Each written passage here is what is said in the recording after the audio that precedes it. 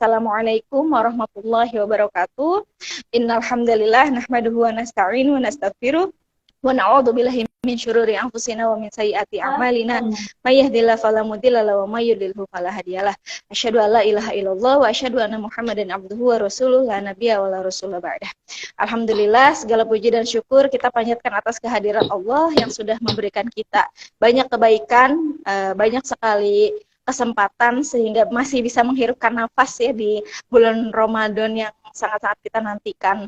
Kemudian sesungguhnya tidak ada manusia yang istimewa melainkan dia yang mengistimewakan Allah dalam segala aktivitasnya, dan tidak ada juga manusia yang sangat beruntung melainkan dia menjadikan bulan Ramadan itu menjadi melejitkan potensi ketakwaannya baik di bulan Ramadan ataupun bulan-bulan berikutnya. Kemudian salawat dan juga salam tak pernah kita lupa curahkan kepada Nabi besar kita Nabi Muhammad Shallallahu Alaihi Wasallam, yang mana meskipun kita tidak pernah berjumpa, tidak pernah bertatap muka, tidak pernah bersua, tapi mudah-mudahan dengan istiqomahnya kita ya dalam jalan kebaikan, ikut live kebaikan seperti ini pun gitu ya, hal-hal yang mungkin dianggap kecil mudah-mudahan menjadi memudahkan kita mendapatkan syafaat Nabi Muhammad di akhirat kelak. Amin, amin ya robbal alamin.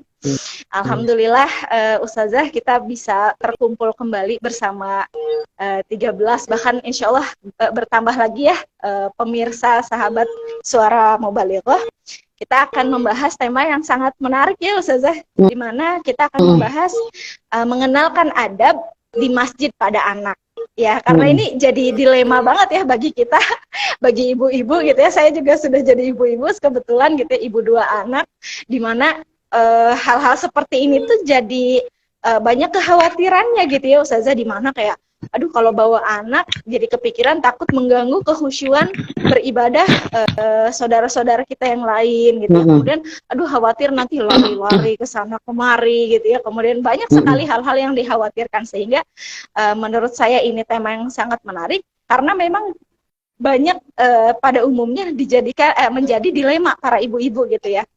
Begitu ya Ustazah kurang lebih untuk pada realitanya gitu. Mau yang anak 1, mau yang anak 2, anak 3 gitu ya, semuanya memiliki kekhawatiran dan dilema yang sama. Maka mari kita bersama Ustazah Faizah membahas ini gitu ya. Mungkin untuk permulaan kita sedikit bertanya kebolehannya dulu nih Ustazah. Sebenarnya Islam itu tuh memandang bolehkah gitu ya anak itu dilibatkan dalam aktivitas masjid gitu. Ya. Mungkin saya izin menyapa dulu ya. Ya Mbak Gina ya. Panggilannya Mbak Gina, Mbak Gina? Ya. Mbak Gina sama aja. Mbak Gina. Kaya ya artinya ya. Baik, bismillahirrahmanirrahim. Assalamualaikum warahmatullahi wabarakatuh. Waalaikumsalam. Hamdanillah wa sholliyan ala Rasulillah, la haula wala quwata illa billah. Rabbi shrah li sadri wa yassir li amri wa hlul 'uqdatam min lisani yafqahu qawli. Amma ba'd. Alhamdulillah rabbil alamin. Akhwati, sahabat Suara Mubalighah sekalian, pada malam hari ini kita bisa lanjut lagi dalam majelis ilmu kita Salam Ramadan ya. Sangat istimewa karena ada banyak sekali sakofah, ada banyak sekali pencerahan yang bisa kita dapatkan dari majelis kita. Hari ini kita akan membahas tentang salah satu kegalauan yang sering memang nggak hanya melanda emak-emak sebenarnya. Kalau kita lihat sikon yang ada di tengah-tengah masyarakat, itu mungkin ibaratnya terbelah jadi 2 kubu gitu ya, kalau mau dibikin sederhananya gitu ya. Kubu yang pertama itu adalah mereka-mereka yang melihat anak-anak itu belum masanya dibawa ke masjid karena karakter anak-anak itu yang masih eksplorasi, lari sana sini, belum bisa menjaga volume suaranya, masih teriak-teriak dan seterusnya. Itu akan mengganggu kegiatan di masjid, mengganggu kekhusyuan jamaah, sehingga mereka melarang. Ini kubu yang pertama.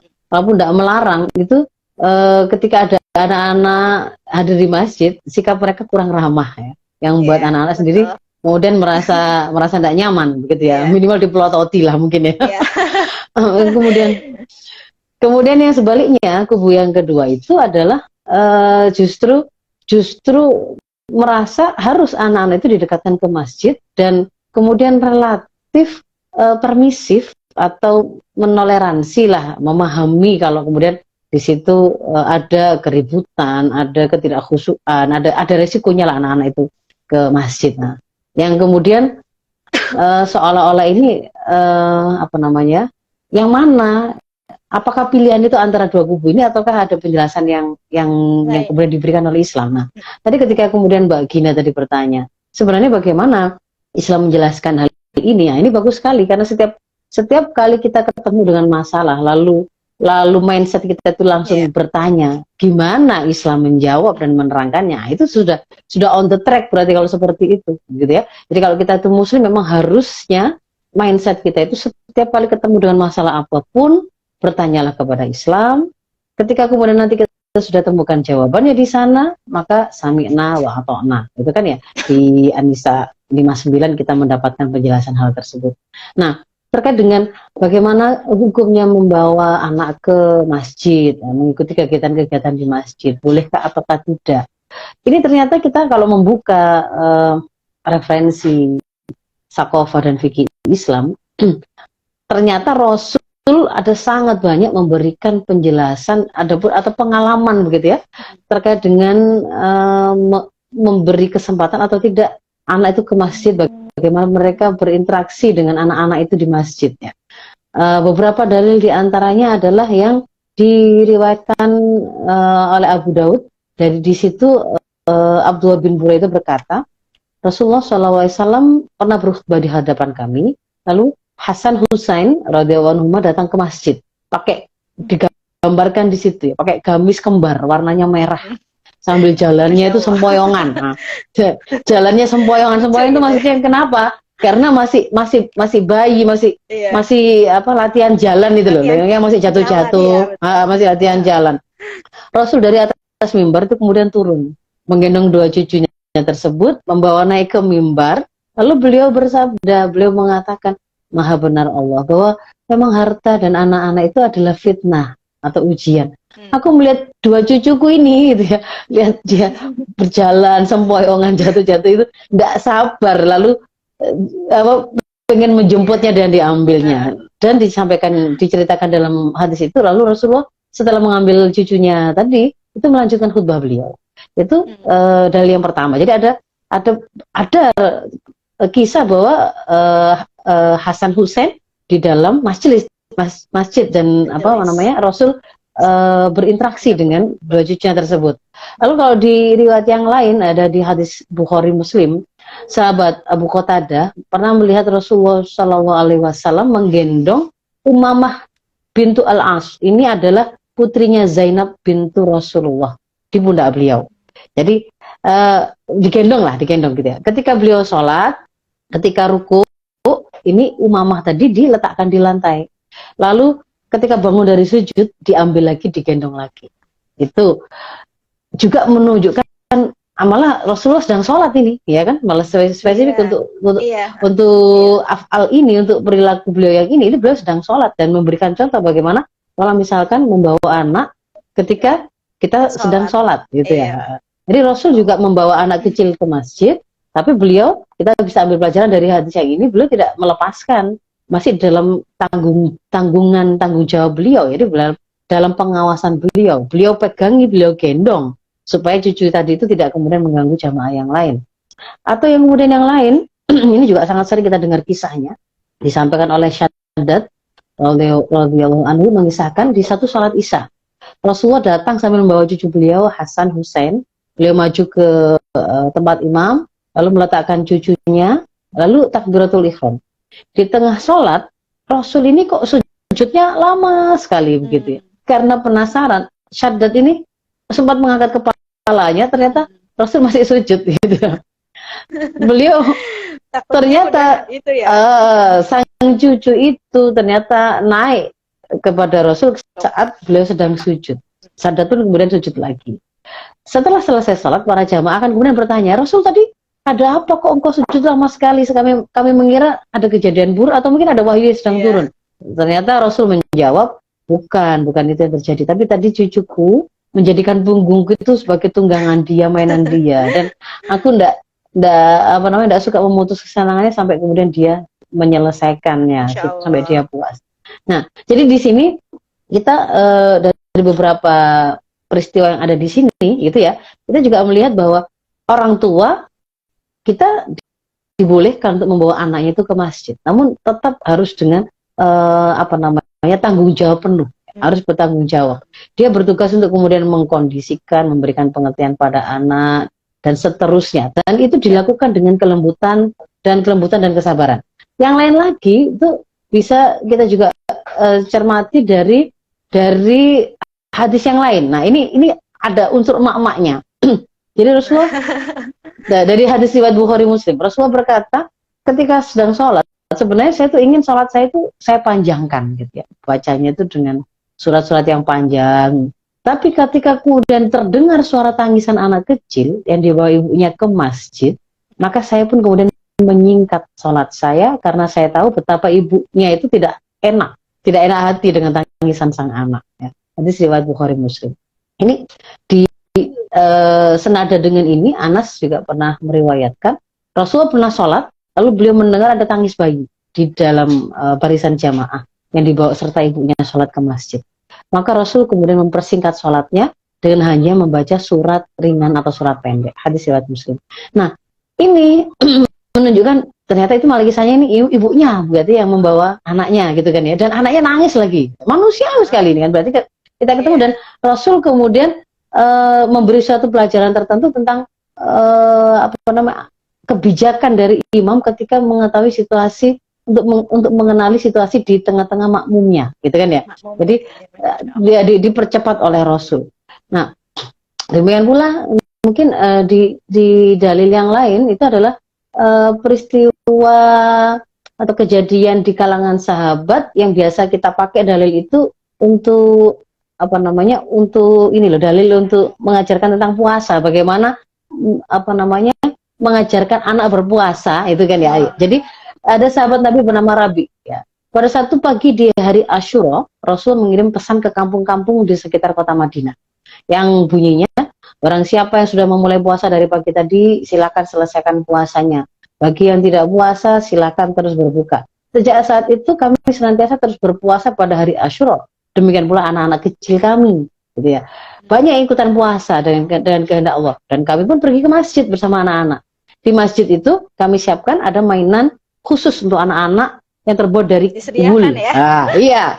Kalau ada dari anak-anak itu, yang kemudian karena rasa lapar gitu terus nangis gitu ya, minta makan. Nah, kami pun beri dia mainan tadi untuk mengalihkan perhatiannya supaya dia teralihkan dari rasa laparnya. Nah, jadi ini aja dari beberapa yang sempat saya nukilkan tadi, kita bisa melihat bahwa secara hukum boleh begitu membawa anak ke masjid, berkegiatan di masjid. Tetapi ada catatannya. Ada catatan karena nanti harus kita gabungkan dengan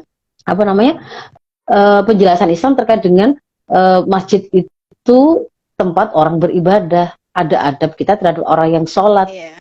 Orang sholat itu bahkan tidak boleh kita ganggu konsentrasinya dengan bacaan Quran kita yang terlalu keras misalkan. Bacaan Quran saja kalau kemudian itu mengganggu orang yang sedang sholat, kita pelankan.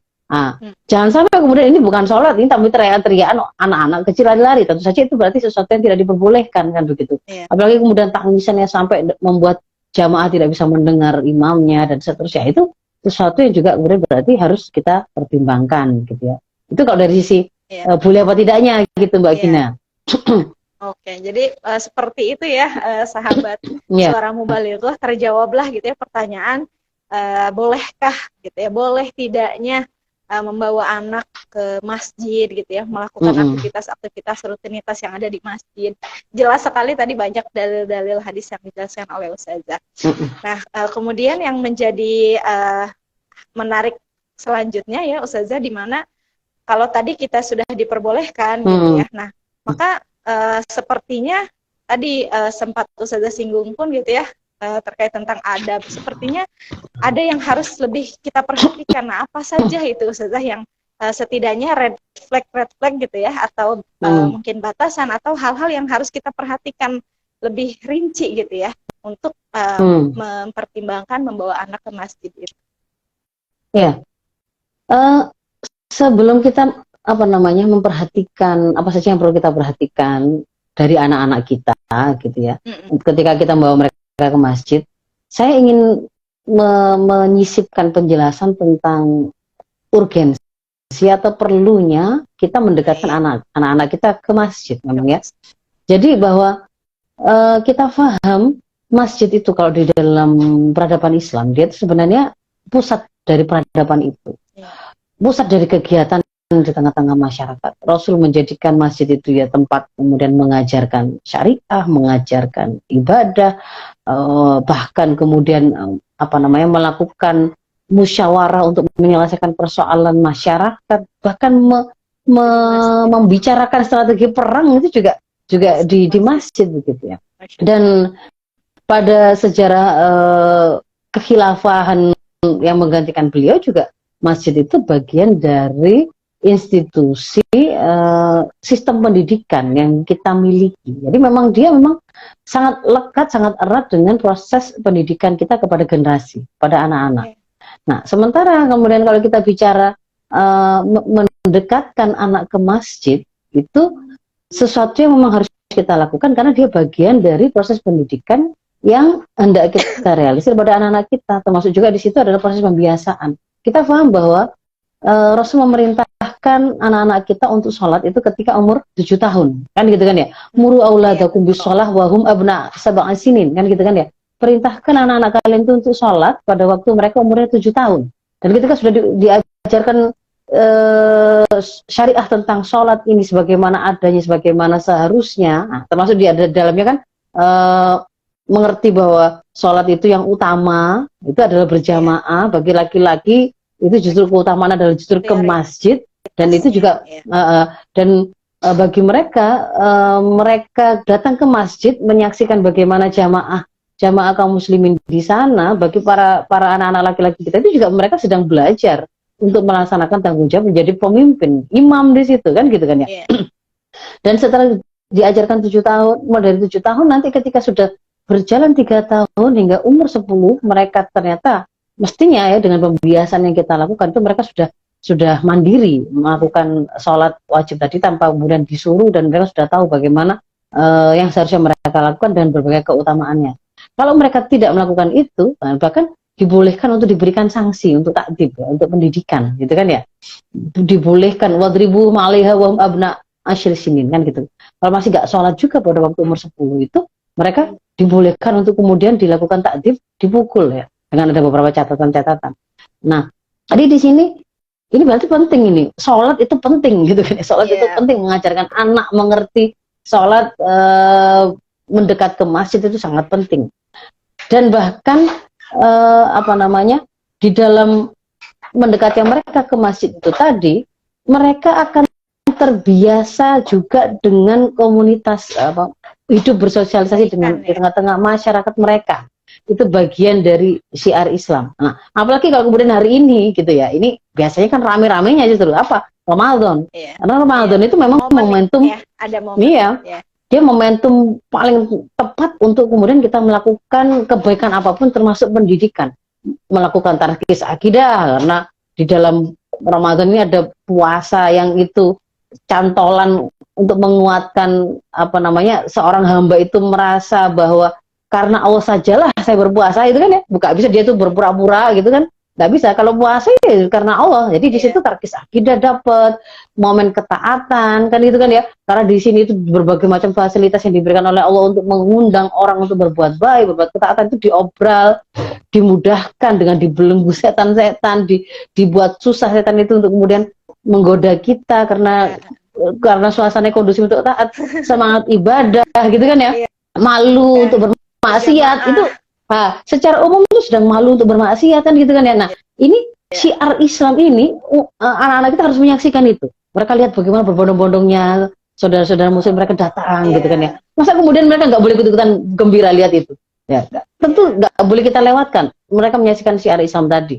Mereka juga bisa belajar ibadah di situ. apa saja ibadahnya. Mulai dari kita ambil yang enak dulu, berbuka puasa. Itu kan yang disenangi anak-anak sebelum jam sebelum maghribnya. gratis Mereka datang sebelumnya rame-rame dengan temannya, duduk manis gitu ya. Meskipun puasanya sebenarnya belum penuh, nanti ketika ditanya temannya dia nggak ngaku gitu kan ya.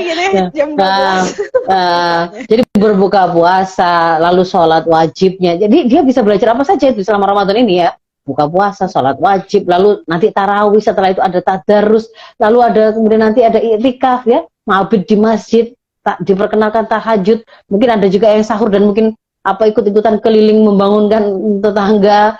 Nah, di situ juga ada dakwah ya. Mereka belajar, mereka mendengarkan tausiah ya. Mereka juga belajar bagaimana nanti kalau saya besar gitu ya. Oh begini namanya dakwah. Nah, itu semua tuh rangkuman itu ada semua di Ramadan ini. Maka memang sangat layak kalau kemudian kita sebagai orang tua muslim, pendidik generasi ini bersemangat untuk memperkenalkan anak ke masjid. Nah, betul itu ya. Tetap. Jadi memang harus seperti itu. mulai gatal ini ya. Nah, kemudian dan juga bagaimana membuat anak-anak kita itu akhirnya senang dengan masjid, terpaut hatinya dengan masjid. Padahal kan pemuda yang hatinya terpaut dengan masjid itu salah satu pemuda yang akan dapat naungan Allah di hari di mana tidak ada naungan selain naungan Allah kan itu ya. Jadi memang kita kan harus bikin mereka senang. Di situ juga mereka belajar sosialisasi, membangun kepemimpinan dan seterusnya. Nah, dan itu harus punya proses ya Ustazah. Dari sejak kecil gitu untuk nanti pemudanya punya kebiasaan melekat dengan masjid itu.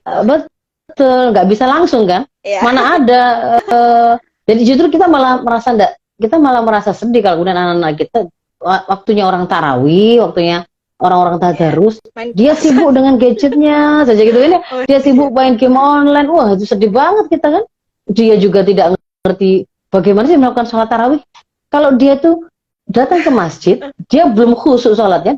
Paling tidak dia tuh tahu, oh gini tuh cara melakukan sholat tarawih. Nggak boleh berdiri sampai capek, misalnya begitu kan? Dia tahu itu kan. Oh berkali-kalinya ada tarawihnya, ada yang kemudian witirnya. Dia tahu itu. Nah, jadi itu yang ingin saya sisipkan bahwa memang kita harus menjadikan momentum ini memang untuk mendekatkan anak-anak kita ke masjid. Nah, tapi tadi pertanyaannya nggak boleh kan kemudian pokoknya ngawur saja, dibawa saja ke semua ke masjid, bayi-bayi dibawa ke masjid. Gitu ya. Lalu di sana gitu ya.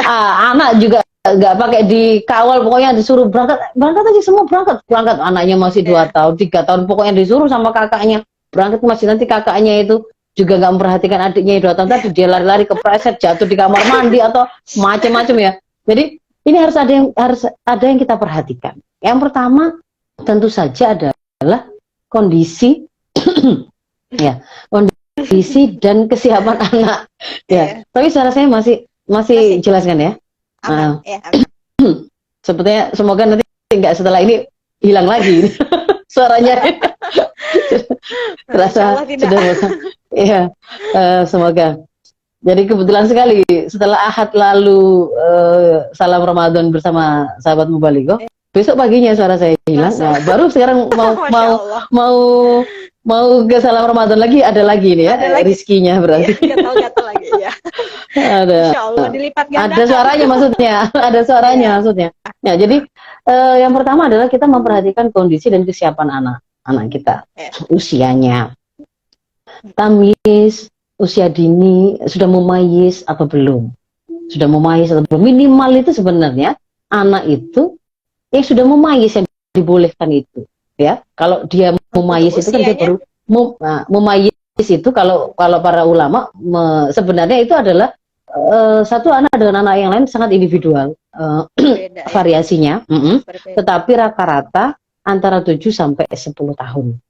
Makanya kan di usia itu dikatakan anak-anak itu mulai siap untuk belajar di sekolah, berguru dengan lebih disiplin, mulai diperintahkan untuk diajarkan ibadah dan syariah apa adanya. Itu kan umur 7. Rata-rata umur 7 itu adalah awal dari memayiznya seorang anak.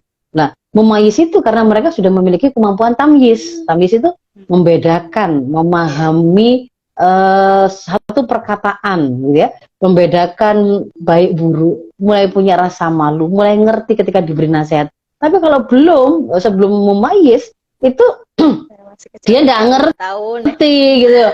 Dibilang bahaya, dia juga nggak ngerti maksudnya bahaya. Jangan lari-lari nanti kepreset, itu nanti bahaya. Nggak paham maksudnya bahaya. Kalau kemudian dia di situ kebelet pipis, tiba-tiba auratnya dibuka, dia juga belum punya rasa malu kan gitu ini. Jadi ada beda.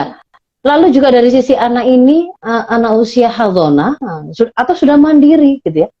Anak yang masih untuk melakukan pelayanan pada dirinya sendiri saja, dia itu masih butuh dilayani. Kalau dia pengen BAK, BAB, bahkan dia belum mengenali bagaimana cara mengontrol keinginan BAK, BAB-nya. Tapi kemudian ini dilepaskan oleh orang tuanya, enggak pakai pampers, tiba-tiba disilahkan ikut kakaknya ke masjid. Kakaknya juga belum paham bagaimana bertanggung jawab terhadap adiknya gitu ya. Akhirnya anaknya ngompol di sana. Itu tentu sesuatu yang salah kalau yang seperti itu. Karena di situ ada masjid yang wajib dijaga kesuciannya. Nggak boleh ada najis di situ kan begitu. Juga dari sisi anak ini tadi bagaimana pengendalian dirinya, kontrol dirinya gitu kan ya. Jangan-jangan ketika kemudian dia nanti itu masih boboan kalau bahasa Jawanya, nggak tahu kalau jadi dia Sundanya apa? ketika ada banyak orang datang, dia ngeliat nggak ada ibunya, kok nggak ada orang dia kenal, malah nangis. Jadi kan malah begitu. Atau kemudian ada dengan temannya lalu gitu. Nah bisa tantrum sewaktu-waktu di situ, cengeng kah, apa sudah mandiri kah, itu harus diperhatikan masing-masing. Ada juga misalnya anak-anak berkebutuhan khusus kan, kita harus diperhatikan juga. Itu dari sisi sang anak. Dari sisi kondisi masjid, jamaah dan kegiatan apa yang sedang dilakukan. Kalau memang ini itu adalah pengalaman yang pertama, kita bawa ke masjid, tentu tidak harus kita pertimbangkan antara pada waktu kita memilih momentum ketika jamaah full, mereka semuanya khusyuk, dengan ketika kita memilihnya waktu itu masih yang kosong, yang sepi gitu ya, yang kita masih punya peluang untuk milih tempat di pinggir kah, kemudian kita mengawasi dengan lebih leluasa ya, tidak mengganggu banyak orang, misalkan jamaah zuhur gitu biasanya sedikit biasanya ya. Nah ya misalkan begitu, dibandingkan dengan ketika itu misalkan kita bawanya malah memilih pada waktu sholat Jumat misalkan, ya tentu itu harus dipertimbangkan juga gitu ya. Lalu bagaimana kondisi jamaah juga, ketika kita tahu bahwa tetangga kita itu masih belum ada kesamaan visi, persepsi dengan kita tentang bagaimana membawa anak ke masjid, itu juga jangan kemudian hanya isi pikiran kita saja yang kemudian kita pertimbangkan gitu loh ya. Kita juga harus punya empati dengan mereka-mereka yang merasa terganggu atau tidak nyaman. Nah, maka yang harus dilakukan itu tentu pertama adalah sebelum memilih untuk saya mau memperkenalkan masjid kepada anak, untuk mengenalkan sholat, tentu harus dilakukan di rumah dulu. Ya, tentu harus dilakukan di rumah dulu itu. Pembiasaan ibadah di rumah dulu. Belum pernah diajarin sholat di rumah, belum ngerti bahwa kalau ibunya sholat, itu ibunya itu meskipun dipanggil, meskipun anaknya nangis, itu tidak akan membatalkan, misalnya begitu ya. Dia belum pernah tahu lihat itu, tiba-tiba langsung dibawa ke masjid. Kemudian ada sesuatu yang membuat dia tidak nyaman di sana, misalkan dia digigit serangga kah, dia nangis, ibunya kok kayaknya tidak ngereken, malah semakin tantrum. Nah, itu malah nggak betul gitu. Jadi harus dilakukan pendidikan dan pembiasaan ibadah dulu di rumah, mengerti kalau sholat itu nggak bisa diganggu. Dia tahu, oh itu ada periodenya. Dengan cara misalkan setiap kali selesai sholat, kita langsung memeluk dia. Oh itu pertanda dia akan mengenali bahwa oh ini sudah selesai sholatnya. Makanya saya kemudian dipeluk kan gitu ya. Ibu saya mulai menyapa saya lagi. Tadi saya mau panggil, saya nangisnya juga tidak direken gitu, tidak ya gitu kan ya. Jadi seperti itu di rumah dulu dipastikan. Sambil kita tadi lihat anaknya tadi sudah siap ini untuk lebih mandiri lagi. Nah, kalau kemudian mau dibawa ke masjid, maka lakukan sounding dulu, pembekalan ya. Pembekalan mulai dari kita mau ke masjid, kita mau, ibu atau ayah mau ajak kamu sholat jamaah zuhur ke masjid atau sholat jamaah subuh ke masjid. Nanti sholat kalau subuh berapa rakaat? Oh, 2 rakaat. Berarti pada waktu sampai habis Allahu Akbar sampai salam, boleh nggak kemudian kalau kamu nangis, bapak atau ibu, itu artinya disampaikan begitu ya gambaran-gambarannya. Di sana yang kita lakukan adalah sholat. Adik duduk di sebelah ibu, kakak di sebelah ayah, ikutin ayah, gitu kan, misalnya begitu kan ya. Jadi dilakukan sounding apa yang akan terjadi, apa yang akan dilakukan. Dampingi, terutama kalau belum memais, wajib didampingi oleh mereka yang orang dewasa, gitu ya. Nggak boleh diserahkan kepada anak yang dia sendiri belum mukallaf, yang dia belum tahu bagaimana bertanggung jawab terhadap adiknya. Ya, jadi orang tua, orang dewasa yang mendampingi, kalau perlu tidak sebatas pada sounding, gitu ya. Tidak sebatas sounding, tapi simulasi, gitu. Simulasi kayak gini. Simulasi misalkan gini. Nanti kalau kalau adik misalkan,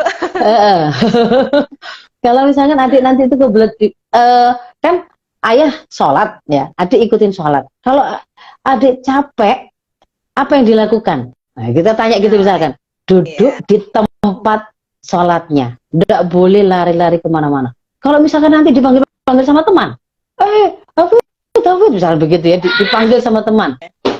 Anak saya dengar namanya dipanggil marah dia. kita ganti Ahmad, misalnya begitu ya. Nah, kalau misalnya ada temannya yang manggil seperti itu, apa yang kamu lakukan? Ini namanya simulasi gitu ya. Oh ya. Jadi menggambarkan secara real. Apakah lari memanggil begitu mendatangi panggilan temannya tadi, lalu kemudian berlari-lari dengan temannya, boleh apa enggak kalau kemudian ngajak lari-lari di situ? Nah, itu kita simulasikan. Termasuk di situ itu simulasi problem solving gitu ya.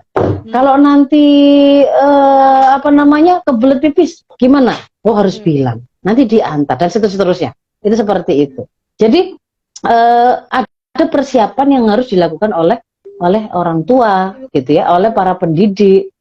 Nanti bisa jadi di sekolah kan juga diajarkan ya, dibawa ke masjid. Kalau mereka itu belum ngerti bagaimana sholat itu dilakukan di masjid, harus diajari dulu, mungkin di kelas dulu sebelum dibawa ke masjid, berbaur dengan masyarakat, diajari berjamaahnya di kelas kan gitu kan ya. Kalau kita di rumah, kita ajarin dulu di rumah begitu. Itu dulu ya. Ya, itu beberapa yang harus diperhatikan ya. Tapi nanti yang berikutnya itu kita juga harus mengajarkan kepada anak kita apa jadi judul kita hari ini, mengenalkan adab ketika di masjid. Ya seperti apa tuh Ustazah dari segi, karena kan kita sudah tahu ya tadi yang esensialnya gitu, esensial mengenalkan masjid ke anak, kemudian urgenitasnya tadi ya, urgenitas mendidik anak untuk mengetahui kepentingan masjid gitu. Kemudian juga dibarengi dengan momentum Ramadan yang sangat tepat sekali. Keramaiannya gitu ya, yang itu sangat disayangkan kalau dilewatkan. Kemudian tadi yang harus diperhatikan setidaknya ada 3 hal itu. Nah, kemudian kan kalau misalnya berbicara tentang adab-adab gitu ya, yang akhirnya harus kita tanamkan kepada anak itu apa saja gitu, supaya mungkin sahabat Suara Mubalighah pun di sini harus mencatat nih ya, pemirsa gitu ya, dimana dari awal tadi pun harus dicatat sebetulnya, tapi mungkin dari segi ini bisa lebih dirincikan terhadap adab-adab yang memang harus ditanamkan gitu. Ya. Yang pertama, jadi kalau saya itu ketika menyampaikan itu sambil saya membayangkan ketika saya berpesan atau mengajarkan untuk anak saya. Ya, yang pertama itu kita ajari niatnya kan. Semua amal, ya innamal amalu binniyah. Maka pertama itu memang pertama itu adalah memastikan niat. Niat itu karena Allah. Allah memerintahkan kita untuk beribadah. Masjid tempat ibadah. Jadi ke sana ke masjid itu niatnya bukan bermain. Jadi ke sana bukan niat mau lari-lari. Ke sana ke masjid bukan niat mau beteng-betengan, kejar-kejaran sama teman atau petak umpet, enggak boleh. Kalau seperti itu niatnya, tapi niat itu memang beribadah sebagaimana diperintahkan oleh Allah. Masjid tempatnya ibadah. Wajib kemudian kita hormati, kita sampaikan kepada anak, ya. Jadi mau salat boleh. Mau kemana? Boleh kami, saya ke masjid. Oh, mau apa ke masjid? Ya ikut sholat lah. Oh, boleh, berarti pintar kan? Karena niat itu tadi sudah betul. Lalu yang kedua, kita siapkan anak kita memakai baju yang terbaik. Karena memang tuntunannya itu seperti itu, begitu. Iya, betul. Diperintahkan ketika kita itu memasuki masjid, itu pakailah pakaianmu yang paling indah. Ketika menghadap Allah, ketika sholat, itu pakailah pakaianmu yang terbaik. Terbaik itu bukan berarti paling baru dan paling mewah, enggak, tetapi gitu. iya, yang suci, yang bersih, wangian gitu kan ya. Wajib bajunya itu suci, bersih, menutup aurat. Nah, kita pastikan. Ya bedakan lah, ajarkan anak untuk membedakan. Ketika mau berangkat ke masjid, bajunya itu tidak sama dengan ketika dia mau tidur. Atau ketika dia itu mau main. Kan begitu. Suruh ganti gitu. Suruh ganti ketika kemudian, loh, kalau ke masjid, bajunya jangan begitu. Jangan begitu gitu ya. Itu yang kedua ya. Jadi berpakaian yang indah dan juga suci, bersih, dan menutup aurat. Lalu yang ketiga, tadi yang sempat Mbak Gina sampaikan, bau-bau tadi itu. Nah, kita pastikan supaya kita wajib menjaga pakaian, badan, dan juga mulut kita dari bau yang mengganggu, bisa mengganggu jamaah. Apakah itu karena keringat? Kalau kelihatan sekali anak tadi habis lari-lari gitu ya. Nah, terus kemudian keringetan gitu, dia keringetan sudah pasti, kemudian di situ tuh nanti bau keringat semua gitu kan ya. Dan dia juga bisa jadi nanti di sana nggak akan merasa nyaman ya. Kita sarankan dia untuk ganti baju. Demikian juga kemudian kalau habis makan sesuatu yang beraroma, menyengat, itu kan adabnya memang tidak diperbolehkan. Disarankan untuk, iya kan? Misalkan habis makan bawang putih, bawang merah, itu bersiwak supaya, karena kalau menyebarkan bau seperti itu malah diperintahkan untuk menjauhi masjid dulu gitu ya.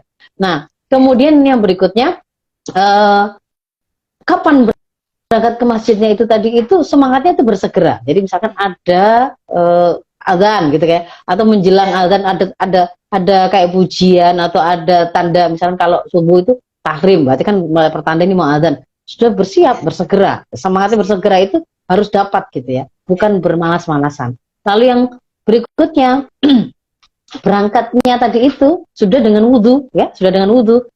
Selalu kalau saya misalkan langsung perintahkan wudhu, pipis, wudhu, nah gitu ya, harus pipis kalian biar nggak di sana nanti nggak bolak-balik ke kamar mandi gitu ya. Di rumah sudah pipis, sudah berwudhu, baju kemudian sudah kita pastikan tadi itu bersih, suci, nyaman bagi dia. Lalu waktu berangkat, nah nggak usah terburu-buru ya, nggak usah terburu-buru mau jalan kaki kah, mau naik, mau sepeda ontel kah gitu ya. Tenang, pelan-pelan saja, karena memang tuntunannya begitu adabnya. Meskipun sudah iqomah, tidak perlu terburu, tetap berangkat dengan ketenangan gitu. Lalu ketika keluar rumah, nah itu kan ada adabnya juga, doa keluar rumah ya. Bismillahirrahmanirrahim, la haula wala quwata illa billah, gitu ya. Nah, kemudian ketika berjalan menuju ke masjid, ada doanya sendiri ya, ada doanya sendiri. Nanti sahabat suara Mubaligho bisa googling, bisa nyari ya, yang Allahumma ja'al fi qalbi nura wa fi basari nura dan seterusnya itu. Itu termasuk adab. Ketika kemudian nanti sampai di masjid, juga gitu ada adabnya lagi. Masuk masjid dengan kaki kanan, gitu kan? Melepas sandal dengan kaki kiri. Masuk dengan kaki kanan. Ada doanya, ada doa masuk masjidnya kan? Doanya beda. Iya. Allahumma ftahli abwaba rahmatik ya kan? Allahumma ftahli abwaba rahmatik. Duhai Allah, bukakanlah untukku pintu-pintu rahmatmu ketika masuk ke masjid. Nanti ketika keluar itu doanya ada lagi gitu ya. Nah, maka kalau kemudian saya membayangkan kita mengajarkan adab ini, memang paling bagus itu simulasi, langsung bawa bapaknya bawa gitu kan ya. Ayo misalkan mau berangkat tadi itu, beliau sudah siap dulu, sudah berwudu, sudah berganti baju, sudah ganteng, sudah siap. Perintahkan anaknya, wudu dulu nak, pipis dulu, wudu, ganti baju ini, lalu digandeng keluar rumah, bismillahirrahmanirrahim. Lalu kemudian sepanjang perjalanan menuju masjid berdoa dulu, Allahumma ja'al fi qalbi nura dan seterusnya. Sampai di masjid lepas sandal kaki kiri. Kan gitu kan ya? Kaki kiri. Masuk pakai kaki kanan. Allahumma ftahli abwaba rahmatik, diajarin, dituntun gitu kan ya. Itu namanya simulasi sekalian langsung contohnya amal langsung gitu ya, ngajarin langsung. Lalu waktu di situ, nah diperkenalkan kan yang namanya sholat tahiyat masjid. Kalau kita mau masih ada duduk-duduk di situ dulu. Gitu nah, diajarin di situ. Oh, sebelum itu ada adabnya. Kalau kita masuk ada orang-orang yang ada di dalam masjid, salam, ya kan? Diajarin untuk salam. Lalu sholat tahiyatul masjid. Apa sholat tahiyatul masjid itu diterangkan, diajarin sholatnya seperti ini, dijajarin. Sebelahnya anaknya diajarin. Lalu kalau kemudian habis sholat tahiyat masjid masih ada duduk-duduk nunggu ibadah yang lain. Nah, apa yang bisa kita lakukan sambil kita nunggu? Nah, diajarin apa? Zikir kah? Apakah kemudian di situ membaca Quran kah? Kan begitu dan seterusnya. Lalu nggak boleh ngomong-ngomong yang nggak bagus di masjid. Itu adab, ya kan? Nggak boleh teriak-teriak dan meninggikan suara sampai mengganggu orang yang sedang ibadah di masjid. Nah, itu juga boleh nggak ketawa-ketawa? Nggak boleh. Boleh nggak sambil mainan HP, mainan game, soundnya kemudian terdengar? Itu juga nggak boleh, kan gitu kan ya? Lalu ketika kemudian mulai berdiri untuk sholat, nah diajarkan kan softnya diluruskan, dirapatkan. Itu juga bagian dari adab. Nggak boleh booking apa namanya tempat itu terus dipageri untuk dia dan nggak boleh yang lain gitu ya. Ya nggak boleh yang lain. Ini tempat saya sendiri gitu. Di-tag gitu ya, di-tag gitu. Di-tag atau di-book ya, di-book. Apa gitu ya, nggak ada yang nempatin. Iya, seperti itu. Nah, terus nggak boleh mengotori masjid, gitu kan? Kalau bawa minum, kayaknya insya Allah aman, nggak akan ada tercecer, berarti boleh. Kalau misalkan ini butuh ada bawa makan, kira-kira yang nggak rontok-rontok, mungkin kalau butuh ada makan, berarti keluar dari masjid dulu. Nah, itu diajarin dulu begitu ya. Termasuk kalau kemudian ketika mau sholat berdiri disampaikan, nanti khusyuk itu nggak sambil toleh-toleh, nggak sambil senggol-senggol, nggak sambil begitu-begitu, disampaikan langsung, diajarkan. Jadi setelah itu kemudian keluar dari masjid, pakai sandal kaki kanan, baca doa Allahumma inni as'aluka min fadlik. Nah, itu diajarkan. Nah, itu adab juga. Sampai kemudian anak-anak itu ngerti, mungkin salam kepada orang yang lebih tua, kepada orang yang alim dan seterusnya. Nah, itu dulu mungkin gambaran sedikit. Ini ada sahabat yang ya. Ayo pada catat ya. Panjang ya. Masya Allah. Iya, Masya Allah, ternyata memang prosesnya itu panjang itu ya untuk mengenalkan adab, dan nggak bisa langsung sekaligus gitu ya, perlu proses-proses yang dijalani dulu gitu. Iya, betul. Nah, Masya Allah, Ustazah, ini sudah ada yang bertanya, apa boleh kita langsung buka pertanyaannya? Dari Mama Baim. Assalamualaikum Ustazah, mau tanya, putra saya itu tipe anak yang gampang bosan dan kurang bisa bubar fokusnya gitu ya. Jadi kayaknya mudah bubar nih mungkin. Iya. Iya, oke. Kurang bisa fokus, mudah bubar gitu ya fokusnya, itu mudah buyar. Nah, kalau diajak sholat ke masjid 1 sampai 2 rakaat mungkin masih mengikuti dengan baik gitu ya. Kemudian dia selalu lari-lari mungkin. Setelah itu mungkin lari-lari. Ya. Ya, segitulah kira-kira. Ya, jadi bagaimana gitu ya solusinya ketika menghadapi anak yang demikian gitu, Ustazah. Ya, ini tadi sayang sekali tidak disampaikan sudah usia Ananda berapa gitu ya.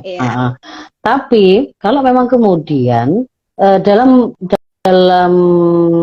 penilaian ibu, anak ibu itu belum bisa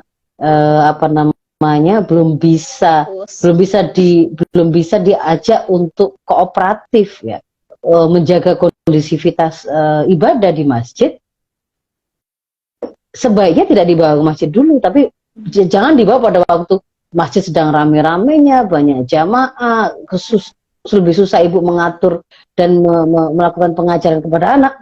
Justru selesaikan dan bekali dia dengan proses untuk membuat dia bertahan bisa beribadah dengan khusyuk di rumah, Plus kalau mau mengenalkan ke masjid, ambillah momentum yang itu bisa secara full kita itu mendampinginya gitu ya, dan lebih mudah. Jadi itu tadi misalkan memilih pertama mengenalkan bukan yang sholat tetapi acara pengajian misalkan ya, dibawa ke masjid kan juga bagaimana kita ajarin untuk duduk di dalam majelis ilmu dengan tenang, tidak kemudian berlari-lari, menjaga adab ilmu, majelis ilmu. Itu kan juga bagian dari kita mau menilai seberapa kesiapan anak kita tadi kan begitu.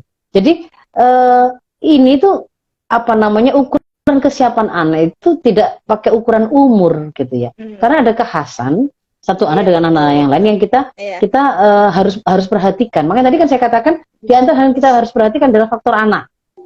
Dia sudah memayis ataukah belum, dia masih hadonah ataukah sudah mandiri, dia anak yang ibaratnya cengeng ataukah kemudian lebih memiliki kontrol diri yang bagus, masih suka tantrum tiba-tiba yang kemudian agak susah untuk kemudian dikendalikan atau bagaimana. Nah, itu harus diperhatikan betul begitu. Mestinya yang kita bawa ke masjid itu ya justru memang anak-anak yang ghalabadudzonnya gitu ya, itu sudah siap untuk menjaga kondisivitas ibadah di masjid, dan dia bersama teman-teman itu bisa belajar lebih banyak dari dia ada di masjid. Nah, proses penyiapannya itu tadi seperti yang saya ceritakan, itu di rumah dulu Kak. Kalau itu pendidikan di rumah. Kalau ini ke sekolah, itu biasanya anak kelas 1, 2 atau TK mungkin dia diajarin sholatnya berjamaah tapi di kelas, nggak disatukan kan di masjid. Meskipun ada masjid di situ. Wong dia baca sholatnya saja masih harus kita keraskan karena dia masih kita ajari cara membacanya, gitu kan ya. Lah kalau kemudian dia nanti waktu sholat terus kemudian bacaannya keras, gitu gimana? kayak anak saya misalkan dia ngotot pengen jadi imam sholat bagi saya gitu ya. Saya sampaikan kalau yang boleh jadi imam bagi Umi adalah yang sudah dewasa, sudah mukallaf. Berarti sholatnya ini sebenarnya bukan jadi imam tapi jadi barengan saja. Nah, ketika kemudian dia jadi imam itu kan, iya betul, rokok-rokoknya, sujud-sujudnya itu kan dikeraskan. Sebenarnya kan juga itu mengganggu konsentrasi juga sebenarnya begitu. Apalagi kalau bacaannya berbeda ini. Saya bacaannya ala NU, yang anak saya bacaannya ala Muhammadiyah. Berbeda gitu. Ya, gitu ya. Bisa tergambar ya. Sebetulnya Gina juga pengen sharing pengalaman ya Ustaz, dimana kan anak Gina itu usia sekarang yang pertama 4 tahun ya. Memang betul sih Ustazah, dimana tadi ya penekanannya itu faktor kesiapan anak, dan itu sudah dilatih belum dari rumah gitu. Karena kan betul. Alhamdulillah anaknya ini kan memang sering diajak gitu sholat. Jadi dia dalam sholat yang 4 rakaat, sholat yang berapa rakaat itu masih bisa fokus dari awal rakaat sampai akhir, sampai selesai gitu. Begitupun di sekolahnya diteruskan, dilatih TK kan, masuk TK. Nah itu Masya Allah ternyata ketika dibawa ke masjid ternyata sudah bisa kondusif gitu untuk ikut berjamaah. Cuman memang ada beberapa yang kayak cari posisi yang pinggir ya gitu. Kalau diajak sama bapaknya, karena laki-laki kan, kalau diajak sama bapaknya cari, itu kan memang suatu upaya ya Ustazah untuk kita melihat anak kita. Kemudian ya tadi yang banyak tadi kita bahas ya sama Ustazah, disampaikan juga Masya Allah. Jadi memang seperti itu ya sahabat Suara Mubalighah. Ini sudah partisipannya semakin banyak Ustazah. Ada yang mau bertanya lagi nggak? Mangga silahkan. Kalau masih ada yang masih ingin ditanyakan atau masih merasa bingung gitu ya dengan langkah apa yang harus ditreatmentkan kepada anak dan anaknya. Karena memang begitu ya Ustazah, setiap anak punya karakter yang berbeda tadi itu ya. Satu anak dengan anak yang lainnya kayak nggak bisa dipukul rata. Iya betul. Misalnya saya ambil contoh, anak saya yang pertama itu tipenya itu yang nggak bisa diam. Saya tahu ketika diajak ke tempat-tempat umum itu pasti dieksplorasi semua ruangan. Maka biasanya kalau kemudian anak tipe yang begini kan dia mudah hilang kalau itu di tengah keramaian. Maka karena kita mengenali yang anak ini adalah anak yang dia mudah hilang karena nanti dia itu mungkin lepas kemana-mana, itu pasti kan pertama itu kita pastikan dulu dia itu seandainya nanti itu tersesat gitu ya, apa namanya, terlepas dari kita, ketika ditanya oleh orang identitas siapa, itu sudah kita latih, namamu siapa, nama orang tuamu siapa, rumahmu di mana, nomor, ingat nggak nomor teleponnya, begitu gitu tuh. Begitu masuk ke keramaian juga, misalkan itu masuk ke masjid, masuk ke mall, kita ke mall juga kita tahu ini kalau kamu hilang, kamu datang ke sini, ini untuk minta diumumkan, misalnya kayak begitu. Kalau di masjid itu tempat wudhu, itu kamar mandi, jangan main-main di sana, nanti licin lah, begitu-begitu. Jadi kita yang tahu kan. Nah, yang seperti ini itu harus menjadi sebuah apa namanya, tanggung jawab penuh dari orang tua. Ketika anak itu masih belum kita bisa lepaskan. Jadi pendampingan itu wajib, tidak boleh dilepaskan apalagi sama gak pernah sama teman-temannya. Kalau memang belum bisa kita percaya, lebih baik ya diizinkan, begitu, tidak diizinkan. Tapi kalau kemudian dia itu sudah bisa kita lepaskan, silakan. Bahkan misalkan untuk tipe anak saya yang kedua, dia lebih bisa tenang, diajak dibawa oleh orang tua, oleh ayahnya khutbah pun dia bisa gitu ya. Tapi diberi pesan, nanti duduknya di sebelah sana, dekat pinggir, dekat pintu, tetap duduk di situ, tidak boleh kemudian kemana-mana dan seterusnya. Nggak boleh juga ke abinya, karena abinya sedang khutbah di depan, begitu. Ketika sudah kita merasa sudah bisa, silakan. Tetapi kalau belum, ya jangan. Dan itu sebelum kemudian berani membawa seperti itu, sudah pernah uji coba dibawa ke masjid ketika jamaahnya itu masih sepi kah, acara-acara yang lain dan seterusnya, begitu. Iya, begitu. Ada latihannya, begitu. Iya, iya betul Ustazah. Saya juga mentreatment anak yang pertama gitu, awalnya memang kayak ke masjid itu dibawa ke yang sepi-sepi dulu, karena kan melihat nih kemampuan anak nih bisa fokus ya kalau misalnya ada teman-temannya gitu, ada apanya, ada yang membuat dia jadi buyar fokusnya gitu.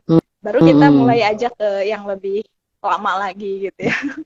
Masya Allah. Iya, ada. Ini jam berapa ya ini ya? Belum ada yang bertanya lagi sepertinya. Masih ada yang mau nanya nggak nih para sahabat Suara Mubalighah, karena ini menarik loh sebetulnya. Tidak hanya dari sisi kita ya, sebagai ibu yang punya anak gitu ya, mak yang pengen bawa anaknya ke masjid, mengenalkan masjid, tapi juga lingkungan masjidnya pun harus bisa mendukung itu gitu. Kayaknya tidak ada yang bertanya nih Ustazah. Sudah paham atau bagaimana nih? Aja dulu ya. Oh ya. Belum sih, belum sampai. Sekarang masih jam 21.25. Ada waktu sekitar 5 menit dulu. Apakah Ustazah mungkin mau closing statement? Boleh gitu ya. Karena memang sepertinya sudah terpuaskan sharingnya. Ya.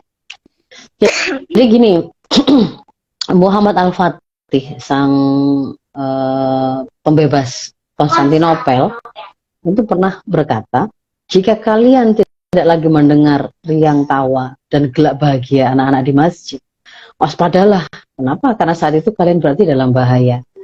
Ini memang satu kalimat yang menunjukkan kepada kita, memberi pelajaran kepada kita tentang keperluannya untuk mendekatkan generasi muda kita, para penerus kepemimpinan kita ya, estafet para pemelihara urusan masyarakat ini, yang akan membela agama ini, yang akan memperjuangkan agama ini, yaitu anak-anak kita, itu untuk kemudian mereka terikat kepada Islam. Nah, masjid itu adalah di antara syiar Islam. Ya, tempat kita itu membangun, menempa kepribadiannya, termasuk juga kepemimpinannya. Dia real di tengah-tengah, ada di tengah-tengah masyarakat.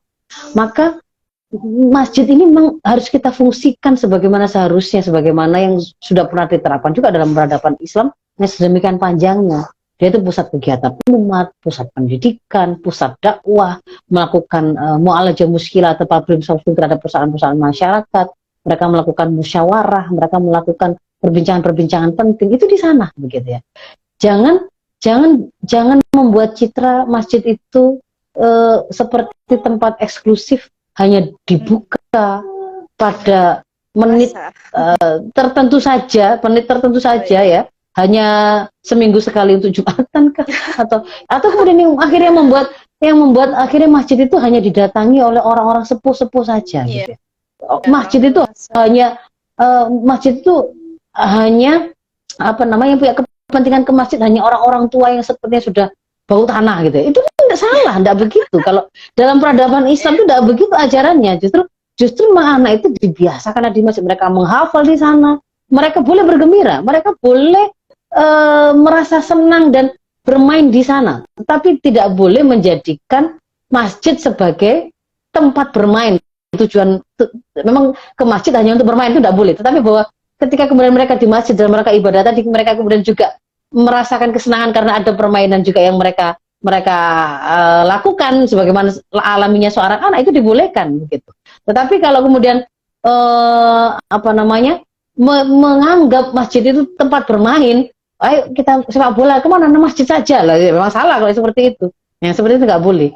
Tetapi kalau kemudian itu adalah anak-anak kita itu merasa senang karena di sana ketemu banyak temannya, di sana mereka juga ketemu dengan tempat yang longgar yang buat mereka juga merasa longgar juga hatinya gitu ya, merasa senang dengan keramaian yang ada, itu boleh, jangan dilarang, jangan ditakut-takuti, jangan dipelototin gitu ya. Tapi justru bikinlah mereka merasa nyaman. Ketika kemudian mereka itu masih melakukan kesalahan, itu sesuatu yang wajar. Maka tugas kita meluruskan mereka, mendidik mereka dengan kelembutan dan kesabaran. Rasul sudah mencontohkan.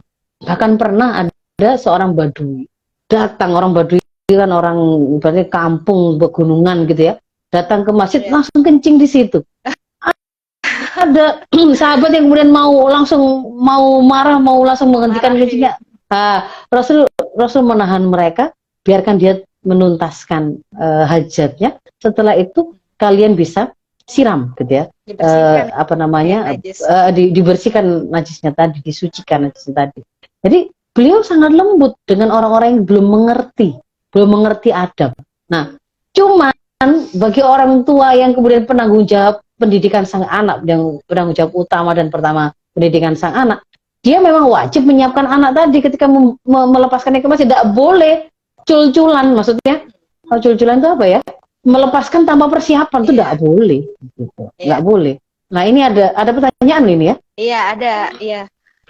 Kita nggak apa-apa jawab dulu ya Ustazah sedikit. Iya boleh. Ada dua. Tadi yang pertama tentang itikaf ya kalau nggak salah, sebelumnya sebentar dicari dulu komentar ya.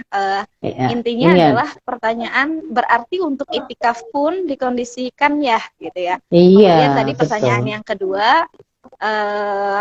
Berkaitan tentang kalau kita menjumpai di masjid menjumpai anak salah satu jamaah yang menangis atau gaduh, tapi orang tuanya nggak peka. Nah, ini orang tuanya nggak peka malah lanjut ibadah. Terus bagaimana yang harus kita lakukan? Nah, ini juga catatan untuk orang tuanya yang mendampingi. Kalau anaknya ribut, kalau hanya sekian detik lalu kemudian ditenangkan, diberi nasihat, dia ngerti, selesai, ya itu orang bisa memaklumi. Sampai kemudian jamaah itu merasa terganggu, itu kemudian harus tahu, gitu, harus peka. Itu adalah saat dimana dia harus mundur dari masjid itu supaya tidak mengganggu. Ada kepentingan jamaah yang lebih besar daripada dia melanjutkan ibadah di situ, mengikuti egoismenya dia. Tetapi ada banyak orang yang terganggu dengan ibadahnya, terganggu kekhusyuan ibadahnya. Jadi itu juga catatan bagi kita yang membawa anak-anak kita, gitu. Gak boleh kemudian pura-pura gak kenal. Jadi anak-anak orang-orang gitu ya. Kan orang-orang kan nyari siapa ini anak siapa, dia pura-pura juga gak tahu gitu. Iya, pura-pura gak tahu itu anak siapa, nangis aja. Aduh, parah itu seperti itu ya. Gitu ya. Ya gak boleh seperti itu. Berarti dia sendiri gak ngerti adabnya. Berarti kalau orang tuanya sendiri gak ngerti adab di masjid, bagaimana dia mau mengajarkan adab di masjid kepada anaknya, gitu ya. Yang harus kita lakukan berarti apa? Kalau kita ketahui ibunya siapa, anak itu tadi ibunya mana, orang tuanya mana, silakan sampaikan nasihat dengan cara yang paling ma'ruf. Sebaiknya apakah minggir ke belakang atau pindah ke luar, ataukah kalau memang sangat mengganggu, meskipun di luar pun tangisannya itu keras sampai ke dalam, berarti memang sebaiknya pulang, disampaikan. Nah, yang seperti ini juga bisa bisa kemudian kita kita bekalkan secara umum di lingkungan kita ketika kita ada di forum kayak misalnya majelis taklim kampung, gitu ya. Ya, majelis taklim kampung itu bolehlah topik seperti ini diangkat, lalu itu menjadi pembekalan kan untuk orang tua yang lain. Jadi kita langsung dapat banyak. Tapi kalau pada waktu hari H tadi itu ya kejadian tadi, ya berarti kepada yang bersangkutan saja.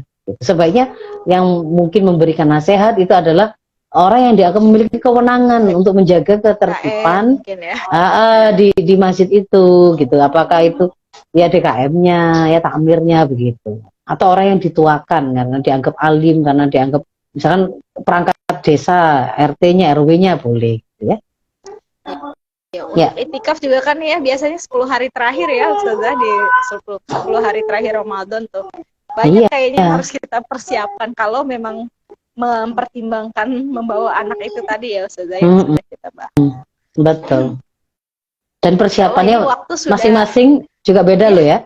Persiapannya nggak boleh disamakan. Jadi yang saya sampaikan itu adalah rambu-rambu yang saya berusaha untuk sampaikan secara umum supaya ibu-ibu sahabat suara mubalighah bisa kemudian memodifikasinya sesuai dengan kekhasan masing-masing dari kondisi kita, anak kita sendiri dan seterusnya begitu.